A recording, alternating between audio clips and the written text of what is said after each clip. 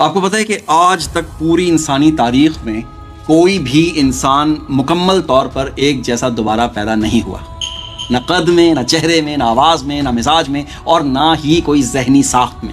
اور یہ کوئی معمولی بات نہیں ہے۔ آپ جانتے ہیں نا کہ ایک صحت مند مرد کے ایک ایجاکولیشن میں تقریباً 4 سے 500 ملین سپرمز ریلیز ہوتے ہیں۔ سپرمز مطلب نطفہ سیلز۔ اور حیرت کی بات یہ ہے کہ یہ 500 ملین سپرمز نا آپس میں ایک جیسے بالکل بھی نہیں ہوتے۔ ہر سپرم کے اندر موجود ڈی این اے بالکل مختلف ہوتا ہے۔ کسی سپرم میں قد کے متعلق جینیٹک زیادہ مضبوط ہوتے ہیں، کسی میں رنگوں سے متعلق، کسی میں آنکھوں کی ساخت ہے، کوئی دماغی صلاحیت، کوئی مزاج اور جذباتی ساخت، اور کچھ سپرمز مخصوص بیماریوں کے جینیٹکس کے رجحان کے ساتھ بھی رکھے جاتے ہیں۔ اس کا مطلب سیدھا سا ہے کہ ایک ایجاکولیشن میں موجود ہر سپرم ایک الگ ممکنہ انسان ہو سکتا ہے۔ اچھا فرض کیجئے کہ اگر ایک مرد کے ایک ایجاکولیشن کے سارے سپرمز کو عورت کے یوٹرس میں کہیں جگہ مل جائے تو آپ کو پتہ ہے کہ ایک ساتھ کتنے بچے پیدا ہو سکتے ہیں؟ تقریباً 500 ملین، یعنی 5 کروڑ بچے، یعنی تقریباً پاکستان کی آبادی کا ڈبل۔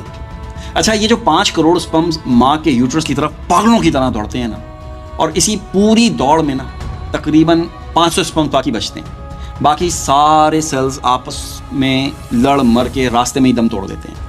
یہ جو 500 سپرمز ہیں جو رحم تک پہنچنے میں کامیاب ہوتے ہیں نا، ان میں سے بھی صرف ایک، جی ہاں صرف ایک بہت ہی خاص، بہت ہی مضبوط سپرم ہوتا ہے جو یوٹرس میں داخل ہو کر اسے فرٹائل کر دیتا ہے یا ہو جاتا ہے۔ کیا آپ جانتے ہیں کہ وہ خوش نصیب، فاتح اور مضبوط سپرم کون ہے؟ وہ خوش نصیب سپرم آپ، میں یا ہم سب ہیں جو اس وقت مجھے دیکھ رہے ہیں۔ کیا آپ نے کبھی اس جنگ کے بارے میں سوچا جب ہم وہاں بھاگ رہے تھے تو آنکھیں، ہاتھ، پاؤں کچھ بھی نہیں تھے، پھر بھی ہم جیت گئے؟ بہت سے بچے بیچارے ماں کے پیٹ میں ہی کھو جاتے ہیں، لیکن ہم موجود ہیں۔ ہم نے اپنے پورے 9 مہینے پورے کیے۔ ماں کے رحم میں ماحول خود یہ طے کرتا ہے کہ کون سا سپرم جینیٹکلی زیادہ مستحکم ہے، کس کا ڈی این اے زیادہ قابل بقا ہے، کون سا سپرم آگے چل کر نشو و نما کے مراحل مکمل کر سکتا ہے، اور جو سپرم اس امتحان میں پورا اترتا ہے وہی یوٹرس میں داخل ہو کر اسے فرٹائل ہو جاتا ہے، کر دیتا ہے۔ اگر اسی ایجاکولیشن میں سے وہ سپرم جو داخل نہ ہوتا، جو ہو گیا، بلکہ اس کی جگہ کوئی اور سپرم داخل ہو جاتا تو قد بدل جاتا، رنگ بدل جاتا، آنکھوں کی ساخت بدل جاتی، جسمانی طاقت بدل جاتی، ذہانت اور مزاج سب کچھ بدل جاتا، اور سب سے بڑھ کر جینڈر بھی بدل سکتا تھا، یعنی میل بھی ہو سکتے تھے، آپ فیمیل بھی ہو سکتے تھے، ان بٹوین بھی کچھ ہو سکتے تھے۔ یعنی ایسا نہیں ہے کہ کوئی بھی سپرم آ جاتا تو ہم ویسے ہی رہتے، نہیں۔